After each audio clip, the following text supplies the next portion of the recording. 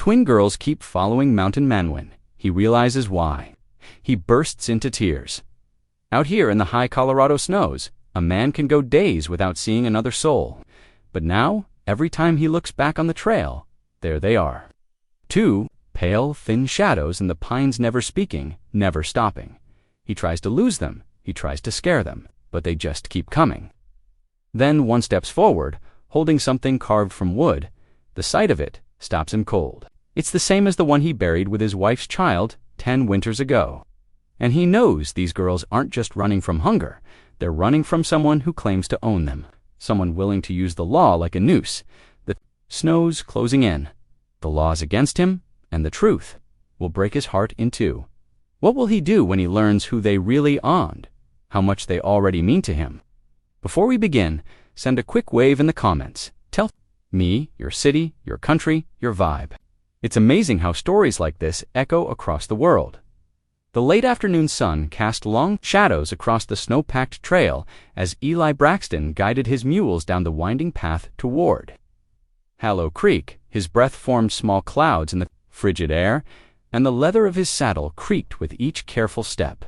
The successful week's hunt had yielded enough venison to trade, though the weight of the meat made the going slow. The wind whistled through the bare branches, carrying the sharp bite of winter.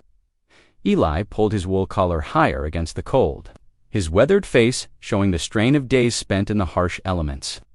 The mining camp emerged through the trees, a scattered collection of rough-hewn buildings and smoking chimneys that marked civilization's tentative hold in these mountains. Near the mercantile, Eli dismounted with practiced ease, his boots crunching in the crusty snow. The sounds seemed to echo in the stillness of the afternoon. As he began untying the first pack, something caught his eye, a flash of movement. At the tree line, he turned slowly, careful not to make any sudden moves. There they stood, two girls identical as mirror images, their thin frames barely casting shadows in the dying light. Their clothes hung loose on their bodies, patched and worn. Dark eyes watched him from pale faces framed by tangled hair. For a heartbeat, they held his gaze, then melted away into the trees like spirits. Eli blinked, uncertain if his eyes had played tricks on him. The long days alone in the mountains sometimes did that to a man. He shook his head and gathered his trading goods, pushing open the mercantile's door. The bell above jangled in warm air, heavy with the scent of coffee and tobacco wrapped around.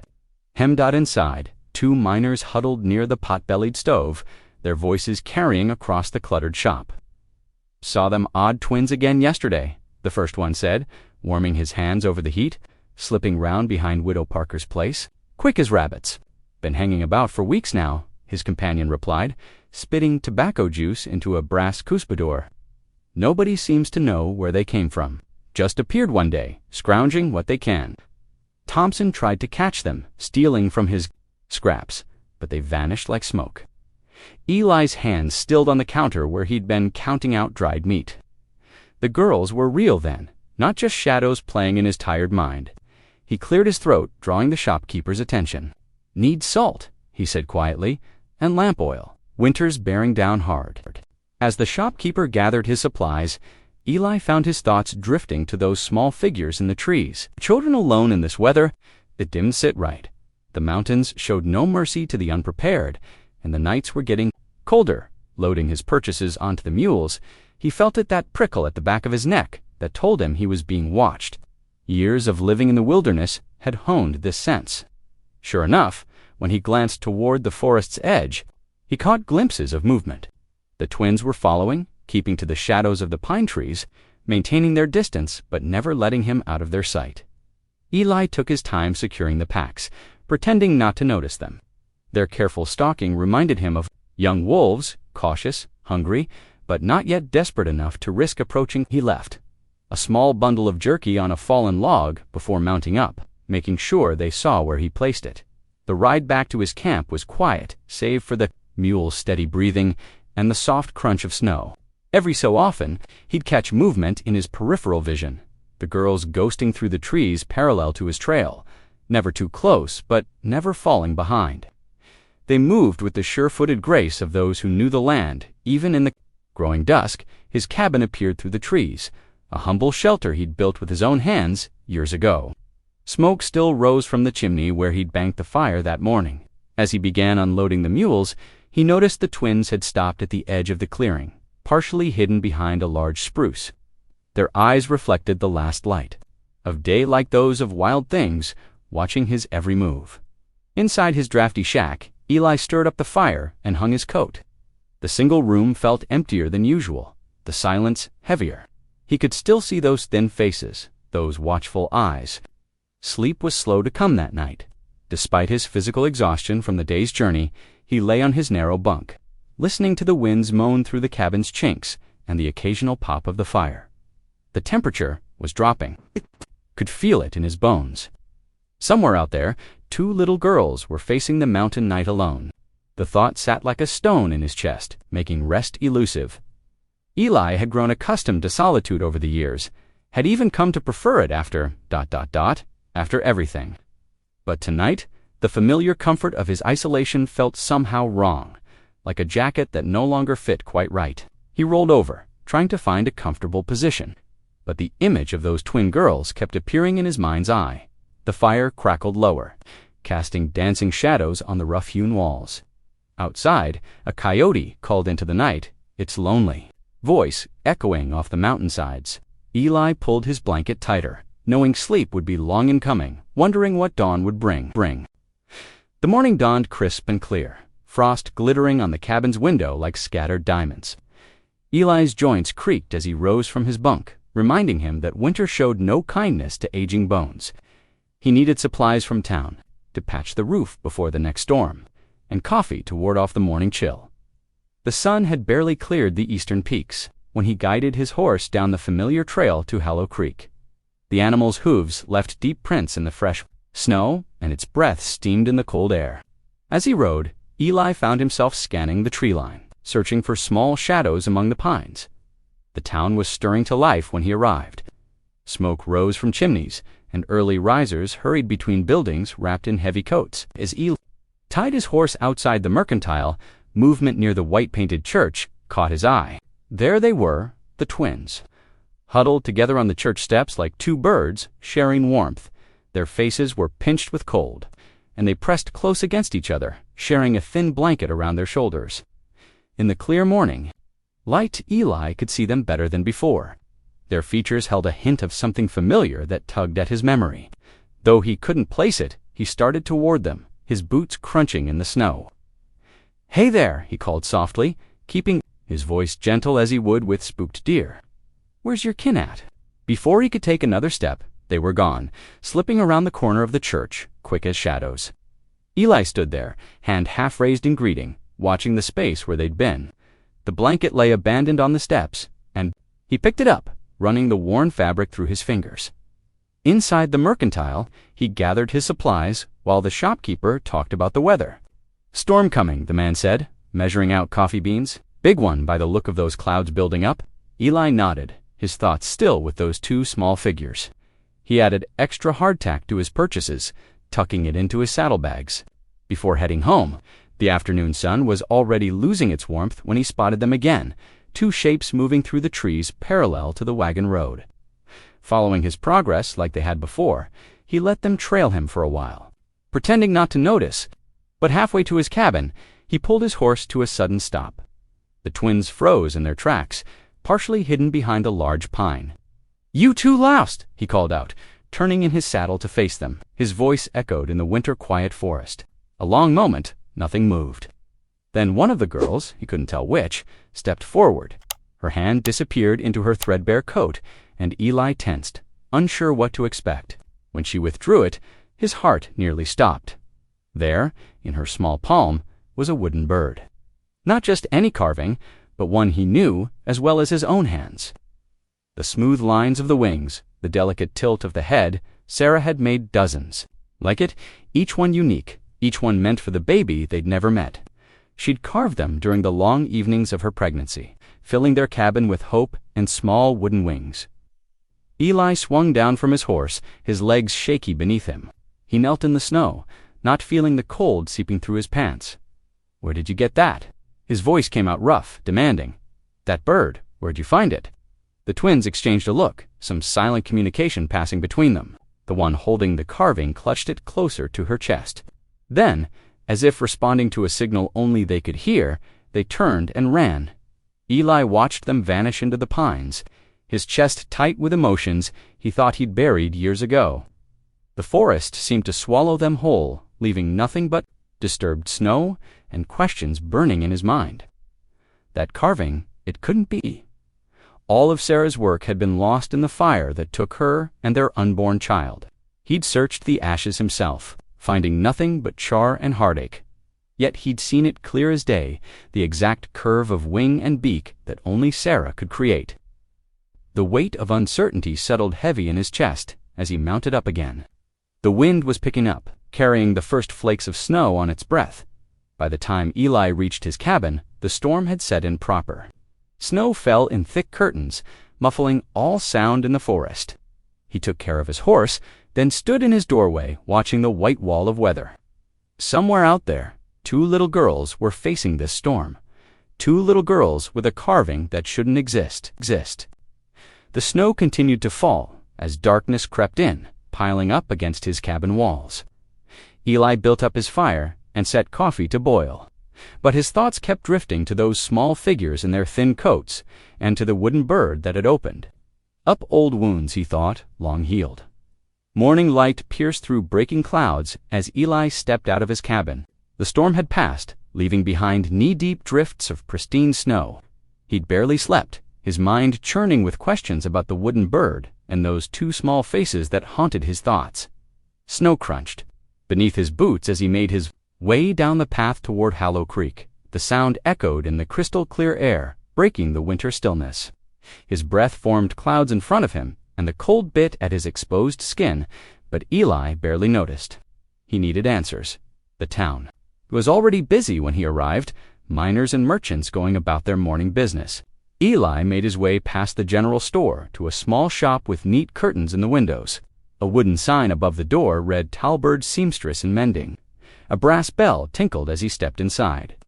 The shop was warm and bright, smelling of soap and fresh bread.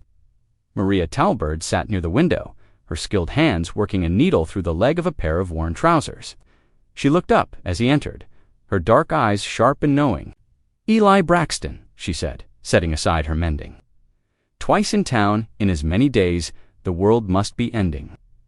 A smile softened her words. Elators, he removed his hat, turning it in his hands. "Need to ask you something?"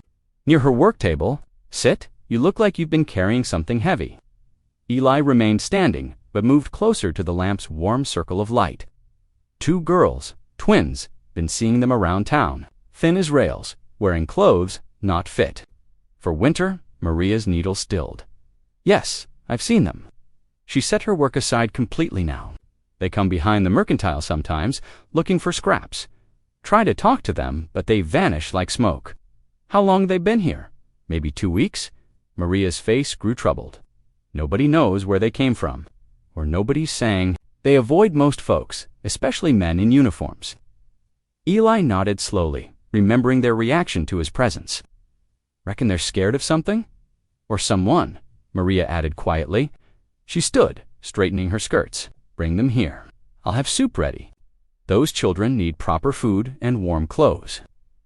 "Much obliged," Eli said, settling his hat back on his head. He turned to leave, but paused at the door.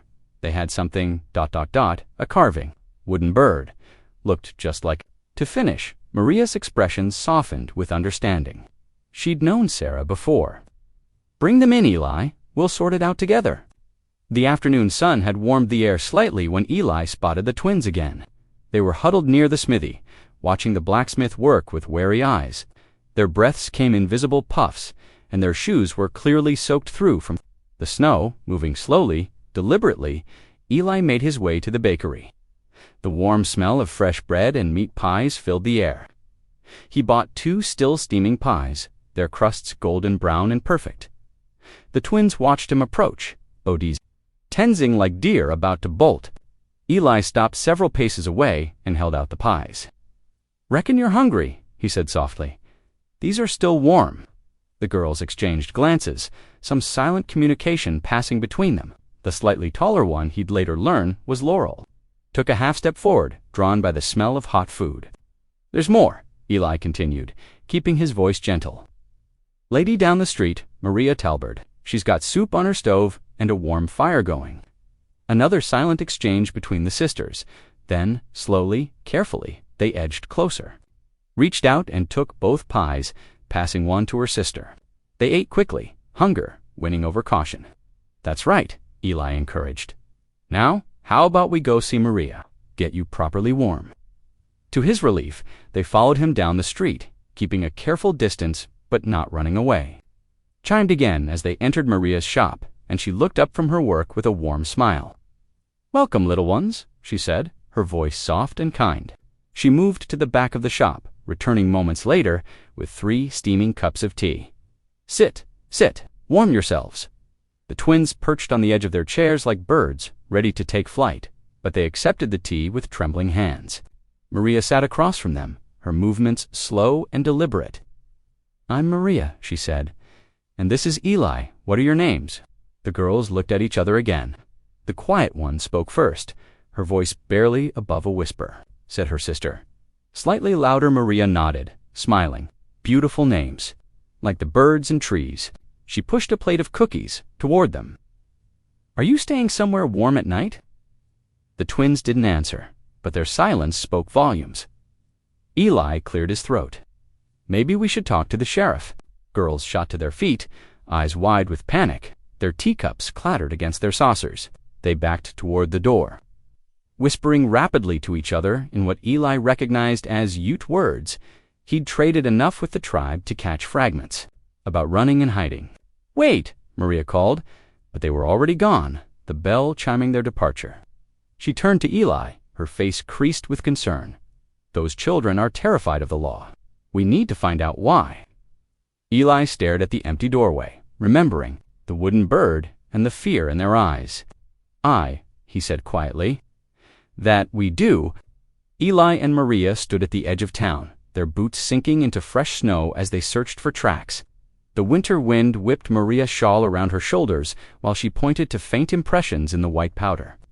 "There," she said, "but the drifts are covering them fast." The trail led toward the tree line before disappearing completely under newly fallen snow.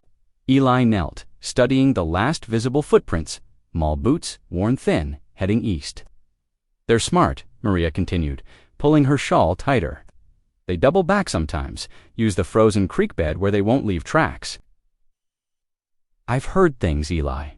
Whispers around town." He straightened, brushing snow from his knees. "What kind of whispers? No parents, far as anyone knows. But there's someone after them, a man with papers. Claims he's their legal guardian." Maria's dark eyes narrowed. Something's not right about it. The way those girls run and hide when any official-looking person comes near. Eli nodded slowly, remembering their panic at the mention of the sheriff. Proper guardian wouldn't have them living rough like this. Exactly. Maria stamped her feet against the cold. Whatever's happening, those girls need help before this weather gets worse. The next morning dawned bitter cold, the kind that made bones ache and turned breath to ice. Eli followed the frozen creek, knowing the twins might seek shelter in the rocky outcrops nearby. The water beneath the ice gurgled faintly, nearly silent under winter's grip. He found them huddled under a granite overhang, their faces pinched, with cold, dark clouds were building in the west. Another storm approaching. This time, Eli didn't move closer. Instead, he sat on a fallen log several yards away, pulled out his tin cup, and poured hot coffee from his battered thermos. "Storm's coming," he said conversationally, as if talking to himself. "Got a warm fire going back at Maria's? She's making supper beans and cornbread, maybe some stew." He took a slow sip of coffee. Plenty to share. The twins whispered to each other, their words too quiet to catch. Eli waited, watching snowflakes begin to drift down. "Won't make you talk to no sheriff," he added softly. "Won't make you do anything, just offering a warm place to wait out the weather." Laurel stood first, pulling her sister up beside her. They approached cautiously, like young deer testing the wind for danger. Eli remained still, letting them decide. "Promise," Lark whispered.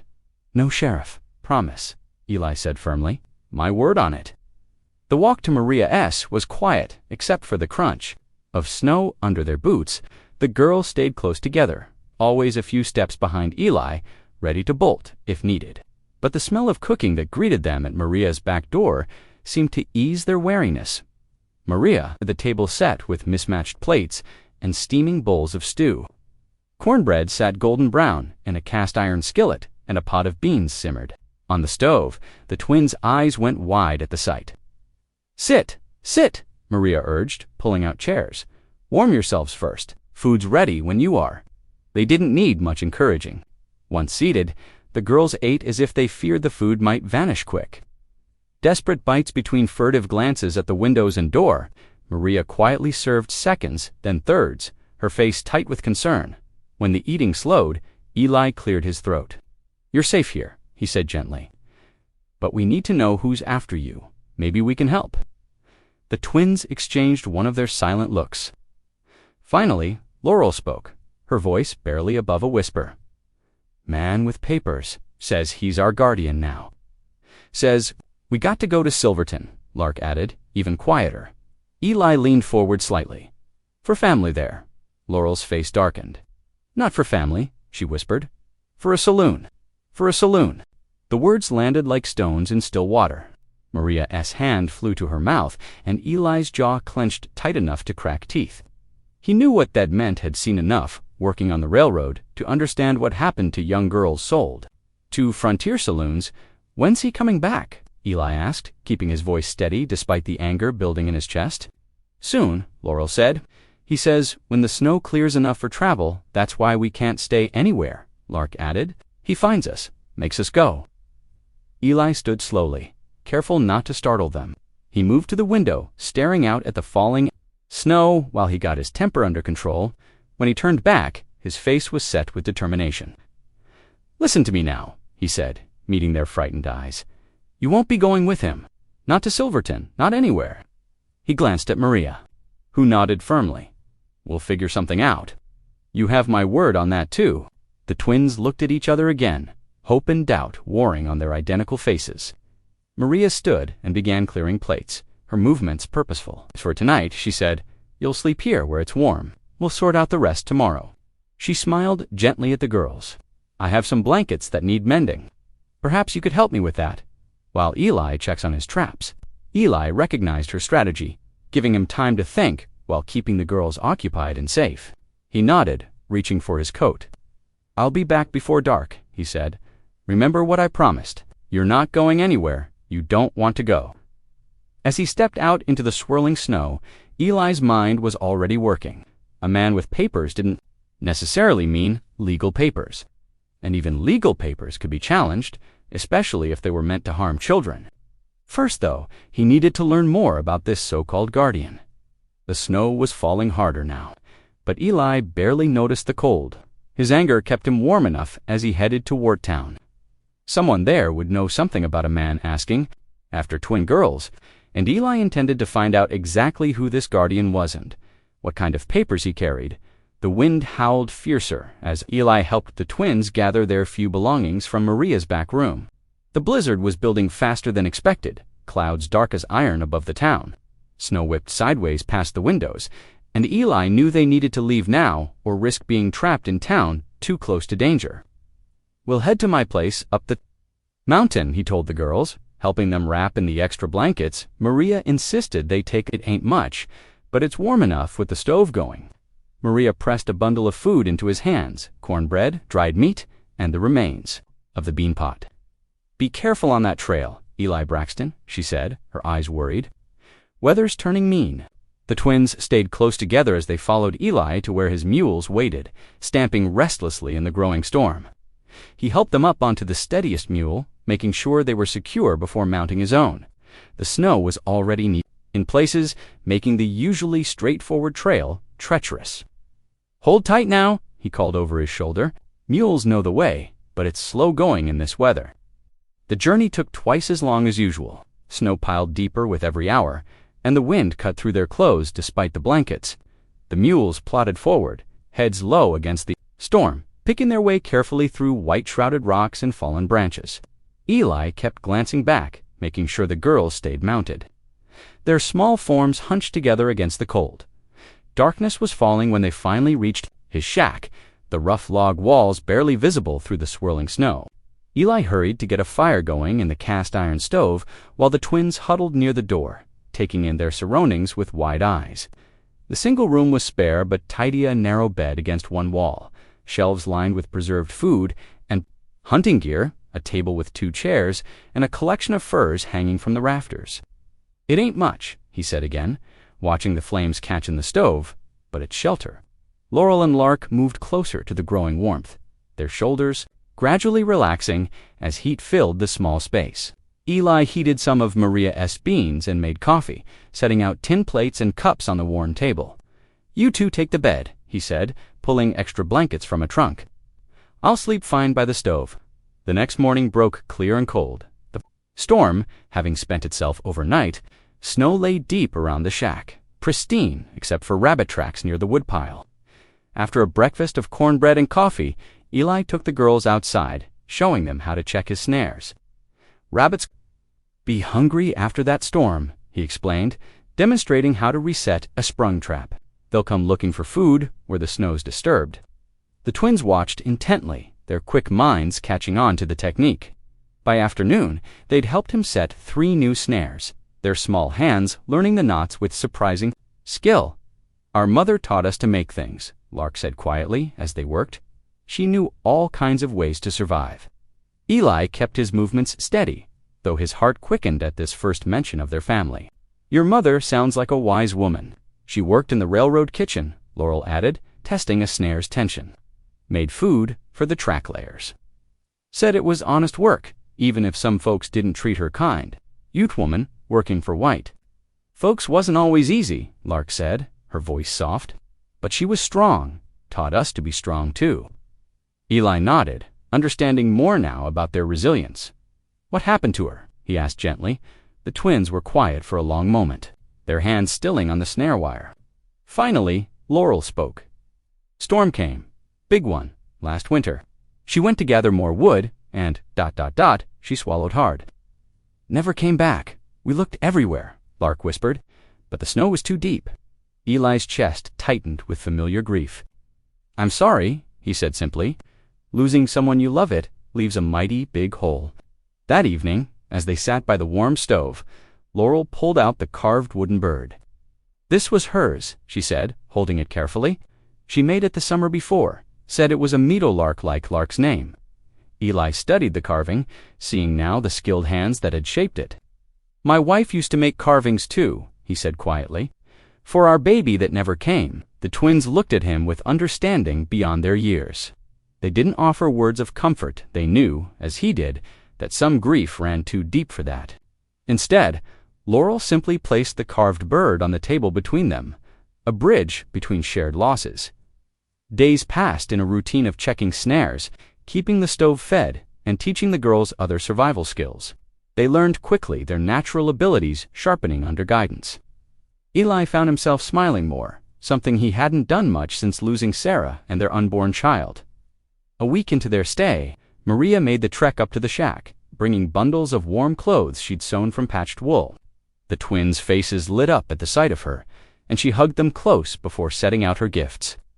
"These should fit better than those torn things you've been wearing," she said, helping them try on thick shirts and woolen skirts, and Luke made mittens too. While the girls exclaimed over their new clothes, Maria drew Eli aside.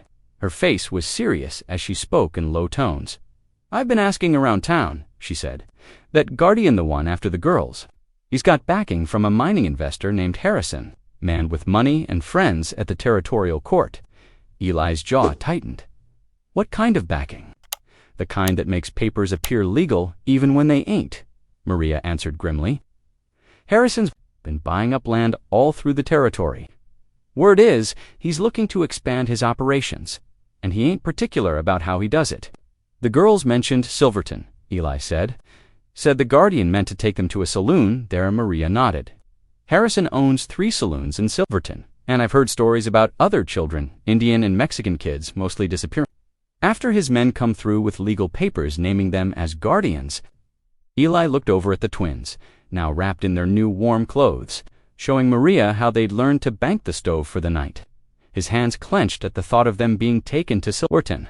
"Well," he said quietly, Papers or no papers, they ain't going anywhere they don't want to go. Not while I'm breathing, Maria touched his arm.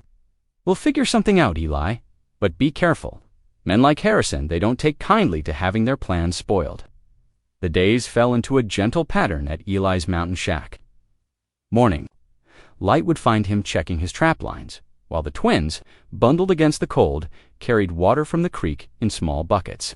Their footprints made twin paths in the snow, steady and sure now that they knew the way. Evenings brought a different kind of peace. The iron stove's warmth filled the single room as Laurel sat cross-legged behind her sister, fingers working through Lark's dark hair. She'd learned to braid from their mother, and keeping the skill alive seemed important somehow. Eli would settle into his chair by the fire, pieces of wood taking shape under his knife as he whittled. "What are you making?" Lark asked one evening.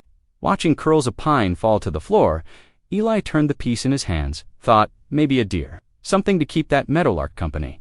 His voice was gruff but gentle, like the careful movements of his blade. The girls shared one of their quiet looks, the kind that seemed to carry whole conversations. They'd been doing that less lately, Eli noticed, opening up more to words instead of silence. When Sunday came, Maria appeared at their door just after sunrise. "Church starts at 10 o'clock, she said, stamping snow from her boots. "Thought you might want to join us today." Eli hesitated. He hadn't set foot in a church since Sarah died, but the twins' faces lit up at the invitation, and he found himself nodding. "Reckon we could make the walk." The journey into town was long and cold. Wind whistled through the pines, and their breath made clouds in the morning air. But when the little church came into view, its windows glowing warm against the gray sky, both girls stopped short in wonder. "Pretty, ain't it?" Maria said, smiling at their reaction. "Wait till you hear the singing." Inside, warmth from the pot-bellied stove wrapped around them like a blanket. The preacher, a lean man with kind eyes, came forward to greet them. "Welcome, welcome," he said, including all of them in his smile. Always room for more in the Lord's house. But not everyone shared his warmth. As they found seats in a back pew, whispers followed them like shadows. Eli caught fragments, mountain man, and those Indian girls, and ought to be ashamed. His jaw tightened, but Maria slid into the pew beside them, her presence a quiet declaration of support. The twins sat very still during the service, their eyes wide as they took in the painted crosses, the worn hymnals, the sunlight streaming through clouded windows. When the congregation began to sing, their faces softened with something like memory. "Our mother used to hum hymns," Laurel whispered to Eli, while she worked in the railroad kitchen. The thought of their mother, finding comfort in these same songs while facing cold stares and harsh words, made Eli's chest ache. He'd been so wrapped up in his own grief for so long, he'd almost forgotten there were other kinds of pain in the world. After the service, as they gathered their coats, Eli overheard two miners talking near the door. They were speaking low, but their words carried in the quiet church. "Harrison's got it all planned out," one said, warming his hands at the stove. "Them little half-breeds got rights to their mama's land grant 40 acres up by Bitter Creek, prime spot for the new mine shaft. That why he sent Jenkins with them guardianship papers. Smart way to do it, ain't it? Get control of the kids, get control of the land. No one's gonna question it once it's all legal-like." Eli's stomach nodded as understanding dawned. This wasn't just about forcing two young girls into service at a saloon, though that was evil enough. This was about stealing their birthright, using them to grab land that rightfully belonged to their mother's people. He glanced at the twins, now helping Maria gather up her prayer books. They looked so small in their patched wool clothes, but they carried their mother's strength in their straight backs and steady eyes. They deserved more than being used as pawns in some rich man's scheme. The walk home was quieter than the journey, and snow had started falling again, soft flakes catching in the girls' dark hair as they followed the path through the pines.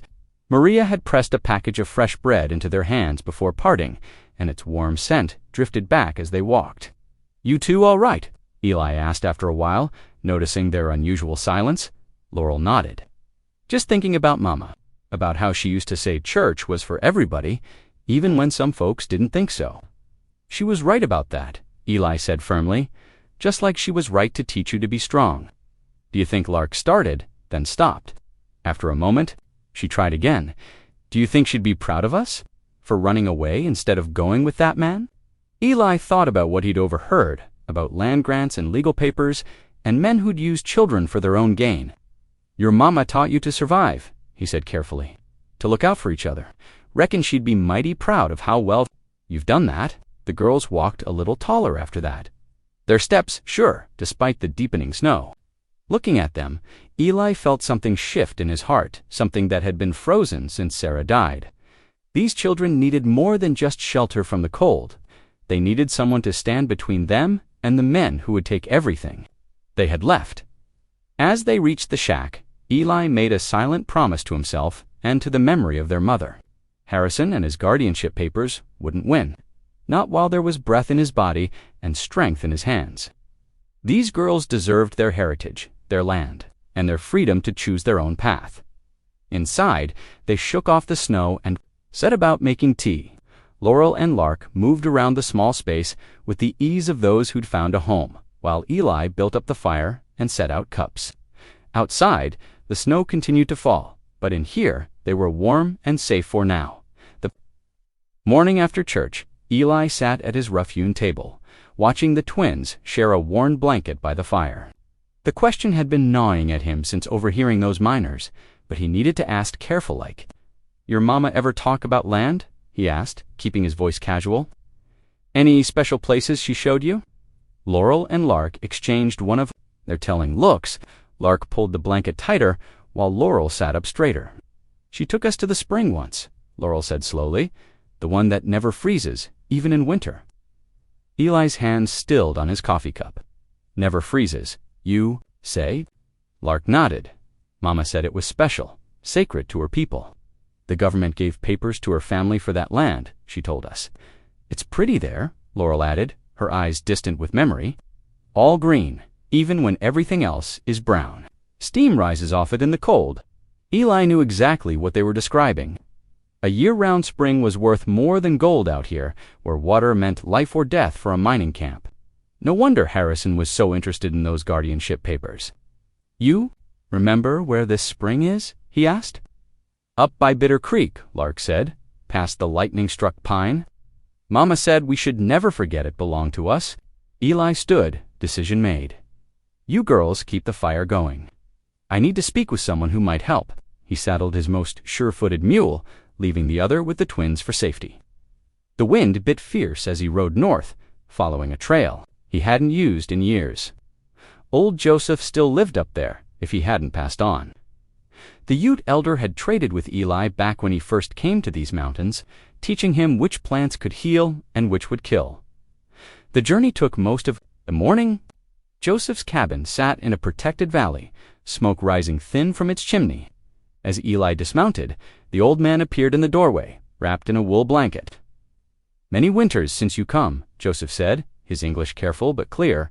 Must be important. It is, Eli replied, following him inside. The cabin smelled of sage and wood smoke. Need to ask about treaty law, about land rights. Joseph gestured to a chair, settling himself on a wooden stool. His dark eyes were sharp despite his years. Whose rights you ask about? 2 girls, twins. Their mama was Ute, worked the railroad kitchen, died in last winter's storm. Eli described the spring, watched understanding dawn in Joseph's face. Ah, Sarah Running Water's daughters. Joseph nodded slowly. I remember when she received allotment, 20 acres each side of spring, good land. Then it's true, the girls have legal claim. Under treaty, yes, sacred spring part of reservation. Land given to her family. Joseph's face grew troubled. But without guardian, children cannot hold deed. Law says they need protection. Eli's jaw tightened. There's a man claiming guardianship, mining investor backing him, Harrison. Joseph spat the name like something bitter. He tries many times to buy spring rights. Sarah refused. He fixed Eli with a stern look. Girls are rightful heirs. But without legal guardian, Harrison can take them. Take land, too. There must be some way to stop him, Eli insisted. The girls trust me. I can protect them. Joseph was quiet for a long moment, studying him. You have changed, mountain man. Eyes softer now. Those girls deserve better than being used for their land, Eli said gruffly. Perhaps Joseph reached for his pipe, packed it thoughtfully. But fighting men with paper and money takes more than good heart. Needs someone who knows white man's law. The ride home was brutal, wind cutting through Eli's coat like knives. But his discomfort was nothing compared to the worry gnawing at his gut. Harrison had money, lawyers, and the territorial court's ear. All Eli had was a mountain shack and hands better suited to trapping than legal battles. Yet, when he thought of the twins, of their quiet strength and trust, his resolve hardened. He'd failed Sarah and their unborn child years ago, being away when they needed him most. He wouldn't. Fail these girls. Fail these girls. The shack came into view just as snow began falling.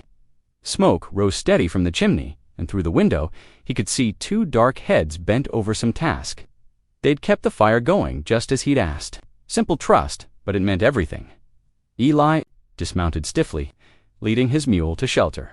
The spring that never freezes. Sacred land that rightfully belonged to two 9-year-old girls who had nothing else left of their mother. He didn't know how yet, but he'd find a way to help them. Keep it inside. Warmth and the smell of cooking beans greeted him. The twins looked up from where they sat, mending a torn shirt Maria had been teaching them needlework. Did you find answers? Laurel asked, setting aside her sewing. Eli hung his coat too dry. Some, he said carefully. Your mama made sure you had rights to that land, legal ones, but Lark's quiet voice held understanding beyond her years. But we need help to protect those rights. Someone who knows the law better than mountain men like me. The girls shared another look, this one heavy with worry. Eli wished he could tell them everything would be fine, but he wouldn't lie to them. They'd had enough of adults doing that instead. He stoked the fire and set about making supper. Mind working on the problem? Joseph was right. He needed someone who understood white man's law. Someone who'd stand against Harrison's money and influence. But in a mining town like Hollow Creek, such allies were rare as gold nuggets. The twins went back to their sewing, but Eli could feel their anxiety. They'd run so far to escape Harrison's plans. Now it seemed the law itself might hand them right. Back to him, Eli paced the worn floorboards of his shack, watching snow pile against the windows. 7 days had passed since his talk with Joseph, and still no clear path forward showed itself. The twins sat cross-legged by the fire, playing cat's cradle with a length of twine Maria had given them. We need to be smart about this, Maria said from her perch on Eli's only chair. She'd trudged up through the snow that morning, fresh bread and worry lines around her eyes. Harrison has money and influence, but we have something he doesn't. What's that? Eli asked, pausing his pacing. Truth, Maria's dark eyes flickered to the girls. People in town knew Sarah running water. They saw how she cared for her daughters, how hard she worked. If we gather their stories, their testimonies, testimonies. Laurel looked up from the string game, like in church. Similar, Maria nodded. Written words from people who knew your mama, saying what kind of person she was, how she wanted you girls to have your land. Eli considered this. Would that stand against Harrison's lawyers? With enough respected voices, it might. Maria pulled her shawl tighter. The preacher, Reverend Thomas, he's a good man. I spoke with him yesterday about the situation. What did he say? Eli's voice was cautious. He wants to help. Says his church could be neutral ground if there's a hearing. People trust him, and he remembers Sarah bringing the girls to Sunday school when they were smaller. Lark's fingers stilled on the twine. Mama liked Reverend Thomas, said he never looked down on her for being Ute. Eli nodded slowly. The preacher was well respected, even among the rougher mining crowd. His support could sway others to their side. The next morning, Eli needed supplies. The pantry was running low, and growing girls needed more than just beans and coffee. He left the twins with strict instructions to stay inside and keep the door barred. The trip into town started peaceful. Enough. Fresh snow had fallen, muffling his mule's hoofbeats. But as Eli loaded supplies at the mercantile, the hair on his neck prickled. Two men he didn't recognize lounged outside the saloon, watching him too intently for comfort. They were the rough sort, not miners or trappers, but the kind who carried guns for pay. One wore a cavalry coat with the insignia torn off. The other had a knife scar running down his cheek. Both studied Eli's movements with predatory focus. Inside the mercantile, Eli kept his voice low as he spoke to old Pete behind the counter. Those two been around long. Pete glanced through the frosted window. Showed up 3 days ago. Been asking questions about twin Indian girls. He measured out coffee beans with deliberate slowness. Harrison's men, I reckon. Eli's jaw tightened. He added extra ammunition to his purchases. The rest of the week passed in tense quiet. Eli showed the girls how to work the bar across the door. Made sure they knew which floorboards creaked and which window hinges needed oil. At night, he slept in front of the hearth. Rifle close at hand, Maria visited twice more, bringing news from town. Harrison had been seen at the territorial office in Denver. Papers were being filed. The clock was ticking one evening. 8 days. After spotting Harrison's men, Eli studied their dwindling meat supply with a frown. The girls needed proper food, not just beans and bread. His trapline needed checking. He'd been neglecting it while staying close to home. I need to check the traps, he told the twins as sunset painted the cabin walls orange. Should take no more than 2 hours. Can't we come? Laurel asked. We're good at being quiet. Eli shook his head. Too dangerous in the dark. Bar the door. Behind me. Don't open it for anyone but me or Marialiters. He demonstrated their signal. 3 short knocks. Too long. What if someone else comes? Lark's voice was barely a whisper. You remember the loose boards in the root cellar? The ones that lead to the old mining tunnel. Both girls nodded. If anyone tries to force their way in, you take that tunnel. Follow it to where it comes out by the creek, then run straight to Maria's shop. Understand? They nodded again, faces solemn. Eli hated putting such weight on young shoulders, but they needed to be prepared. He checked his rifle, made sure that girls had water and fuel for the fire. Bar it tight, he reminded them, stepping out into the gathering dark. The last thing he saw was their faces at the window. Watching him go, the evening was bitter cold, stars sharp as ice above the pines. Eli moved quickly between his traps, not wanting to be gone longer than necessary. 2 rabbits and a fat grouse rewarded his check.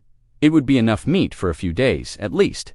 As he worked, his thoughts kept circling back to the girls alone. In the cabin, to Harrison's men watching from the saloon. To all the things that could go wrong in the space of 2 hours. The crack of a branch in the darkness made him freeze. One hand on his rifle, but it was only a deer, moving ghost-like between the trees. Still, the sound had his heart racing. Urging him to hurry home, Eli quickened his pace, the dead rabbits bumping against his hip as he walked. The girls would be fine. They were smart, capable. The cabin was secure. But he couldn't shake the feeling that something was wrong, that, leaving them alone, even for this short time, had been a mistake. The moon rose higher, casting blue shadows on the snow. Eli's breath frosted in the air as he moved through the silent forest, every sense straining for signs of danger. The night felt wrong somehow, too quiet, as if the whole mountain was holding its breath, waiting. He tried to dismiss the feeling as mere worry. The girls were safe behind sturdy logs and iron bars. But his steps quickened anyway, carrying him back toward home through the gathering dark. Panic clawed at his chest. Eli searched every corner, though he knew it was futile. The root cellar tunnel stood empty. They hadn't had time to escape that way. He found signs of struggle, a torn sleeve, an overturned water bucket, drag marks in the frost. His hands shook as he saddled his horse. The mule would have been safer in the snow, but speed mattered more now. He spurred down the mountain trail, barely feeling the bitter wind that cut through his coat. Dawn was breaking as he thundered into Hollow Creek. He tied his lathered horse outside the saloon and burst through the doors. The few early drinkers looked up, startled. "The twins!" he demanded, voice rough. "Who took them? Where did they go?" Silence. Men looked away, suddenly fascinated by their drinks. At the mercantile, old Pete just shook his head. "Didn't see nothing, Eli. Wish I had." Maria found him outside the telegraph office, fists clenched, ready to ride out, searching blindly. She grabbed his arm. "Think clearly," she urged. "Violence is what Harrison wants it will give him excuse to call you dangerous, unfit for guardianship. Those girls are alone, scared, and we will get them back." Maria's voice was steel. Through the law, through witnesses who knew their mother, through proving Harrison's corruption. It is the only way to keep them safe permanently. Eli's jaw worked. Every instinct screamed to ride out, to hunt down Harrison's men and make them pay. But Maria was right, that would only harm the girls in the end. "Fine," he ground out. Moonlight painted silver streaks across the snow as Eli worked his way along the trapline. His fingers, stiff with cold, struggled with the wire snares. The forest stood silent around him, branches heavy with fresh powder that occasionally dropped in soft thuds to the ground. His mind kept drifting back to the cabin. Something felt wrong in his gut, like a storm brewing. He hurried through the remaining checks, securing 2 plump rabbits to his belt. The sky was just beginning to lighten when he crested the final ridge above his shack. His heart stopped. The door hung crooked on one hinge, splintered near the lock. Boot prints, many of them, marked the pristine snow around the cabin. "No," he whispered, breaking into a run.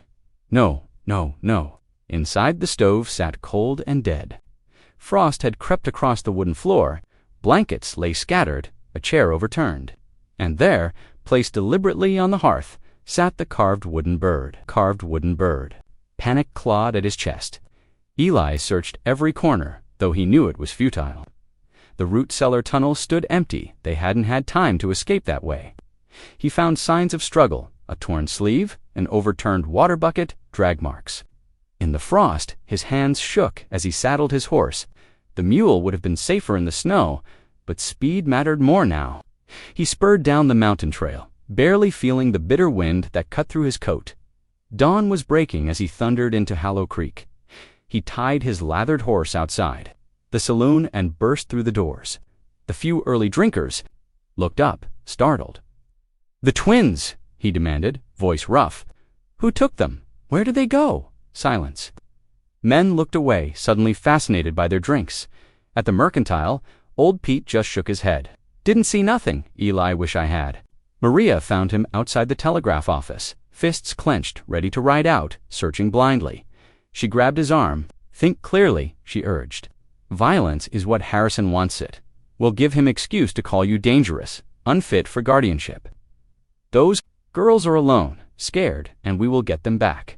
Maria's voice was steel. "Through the law, through witnesses who knew their mother, through proving Harrison's corruption. It is the only way to keep them safe permanently." Eli's jaw worked. Every instinct screamed to ride out, to hunt down Harrison's men and make them pee. But Maria was right. That would only harm the girls in the end. "Fine," he ground out. "We do it your way, but fast." Inside, his heart burned with helpless rage. Somewhere out there, Laurel and Lark were frightened, possibly hurt. The carved bird in his pocket felt like it weighed 100 pounds. The preacher's study smelled of wood smoke and old books. Reverend Mills spread a sheet of foolscap across his desk, while Eli, Paste, and Maria sat straight-backed in a worn leather chair. "We need sworn statements," the preacher said, dipping his quill. "People who knew their mother, who can testify to her rights under the treaty. And we need them fast. I know a scout named Tucker. Saved his life in '72 when his horse broke a leg in Ute territory. He worked the railroad surveys, might remember the girl's mother." "Send him a telegram," Maria urged. "I will write to the camp cook at Eagle Pass. She hired many native women for the kitchen." The preacher nodded, scratching notes. "I can spare 2 horses and riders, one for the south camp, one for north. We will gather as many witnesses as we." Confined within hours, riders thundered out of Hollow Creek, carrying urgent messages. The telegraph operator's keys clicked steadily, sending Eli's plea for help across the wire to Tucker. The old scout arrived just 2 days later. His buckskin coat crusted with snow. He carried a leather portfolio stuffed with papers from railroad workers who remembered the twins' mother cooking, cleaning, and caring for her girls during construction. She was well liked, Tucker said, warming his hands by the preacher's fire. Hard worker, kept to herself mostly, but kind.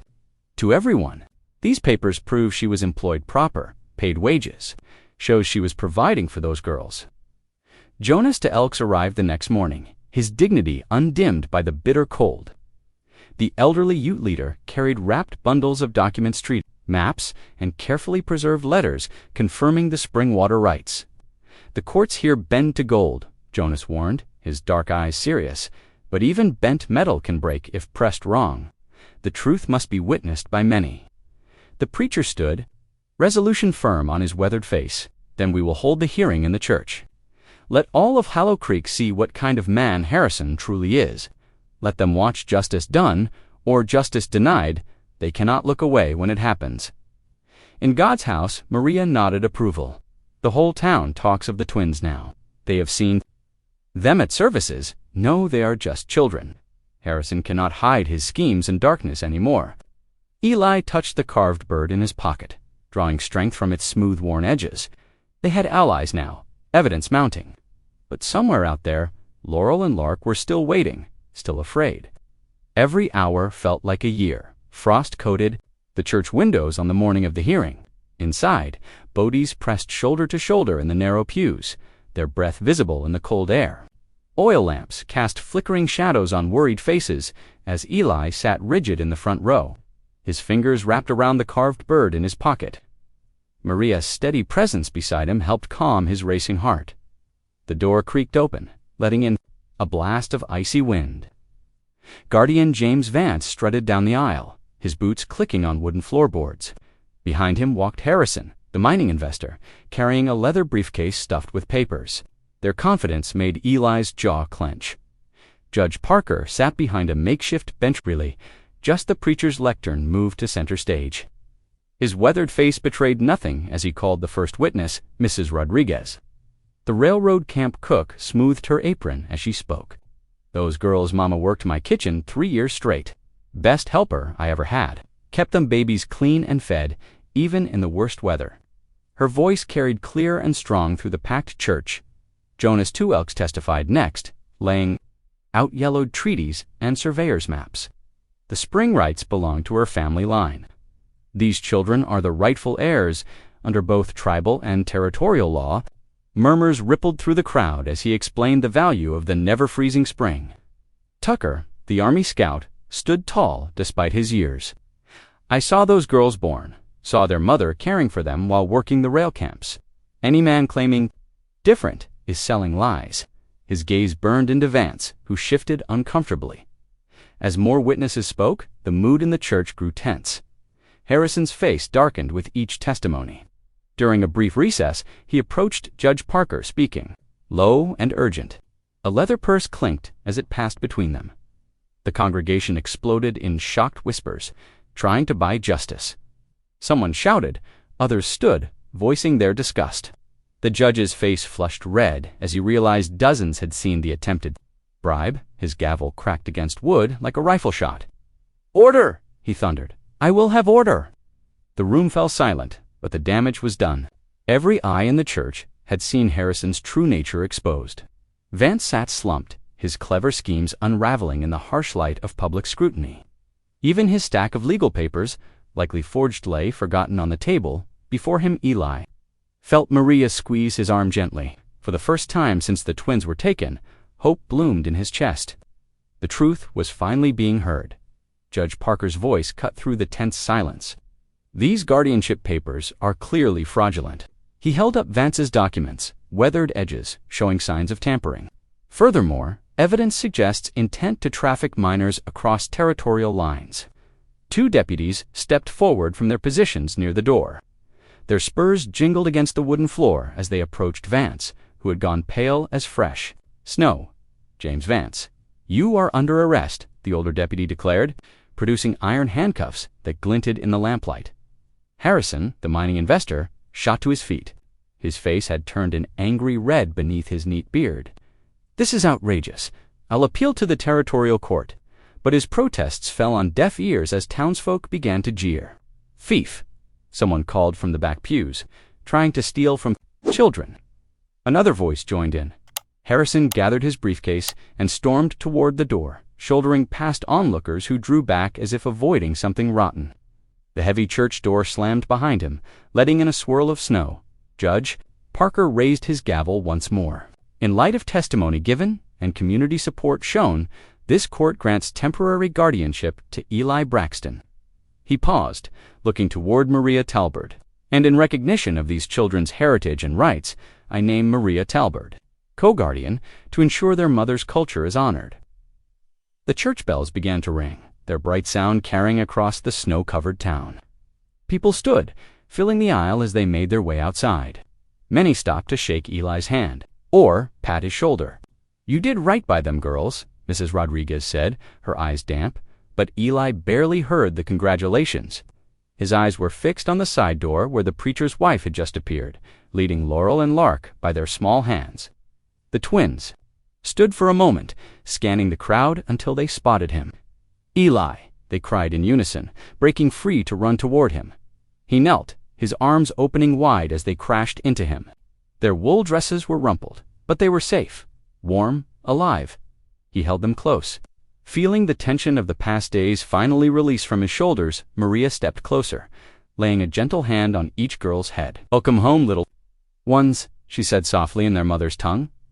Laurel and Lark looked up at her, then back to Eli, their identical faces breaking into bright smiles. Outside, the church bells continued to ring across the snowy morning, marking not just the end of the hearing, but the beginning of something new. The winter sun hung low as they made their way up the mountain trail, their horses' hooves crunching. Through fresh snow, Eli felt Laurel's small weight against his chest as she dozed, wrapped snug in his coat. On the second horse, Maria steadied Lark, who pointed out deer tracks with quiet excitement. The familiar sight of smoke curling from his cabin's chimney brought a warmth to Eli's chest that had nothing to do with the weather. Inside, the iron stove crackled with fresh split pine, filling the one-room shelter with golden light and the promise of comfort. "Smells like heaven," Maria said, stirring the pot of rabbit stew she'd brought from town. The rich aroma of herbs and root vegetables filled the cabin. Around the rough-hewn table, their spoons clinked against tin bowls. Laughter bubbled up as Laurel told a story about a magpie that used to steal bright buttons from their mother's sewing basket. The sound echoed off the log walls, chasing away old shadows. "When spring comes," Lark whispered later, as Eli tucked the quilts around them in their narrow bed, "can we grow carrots? And maybe some flowers?" "Reckon we can grow whatever you like," Eli answered softly, his calloused hand gentle on their dark hair. His heart felt full to bursting, humbled by their trust and the chance to be their protector. Morning sunlight sparkled through the frosted window pane, painting delicate patterns across the cabin's wooden floor. Eli sat at the table, sipping coffee when Laurel approached, clutching something in her small hands. "We found this in Mama's things," she said, holding out a folded piece of paper. "Is that you?" Eli's fingers trembled as he unfolded the worn paper, revealing a faded tintype photograph. His breath caught in his throat. There he stood, 20 years younger, in his railroad security uniform next to a young woman with the twins, same dark eyes. Standing proud despite her worn dress, she was unmistakably Running Deer's daughter, his old trail partner's child. "Your mother," he whispered, voice rough with emotion. She was my friend's daughter." The realization washed over him like a spring flood. These girls weren't just two lost souls he'd found in the snow. They were his own blood kin. Spilled down his weathered cheeks as he pulled both girls close. Through the open window, pine-scented air drifted in, mingling with wood smoke from the stove. His home, empty for so long after losing his wife, now felt truly complete. God's hand in bringing them together seemed as clear as the morning light, streaming through that frosted window. Thanks for spending a moment here with me. If this story touched you, let's keep this connection going. Hit subscribe, and I'll see you in the next one.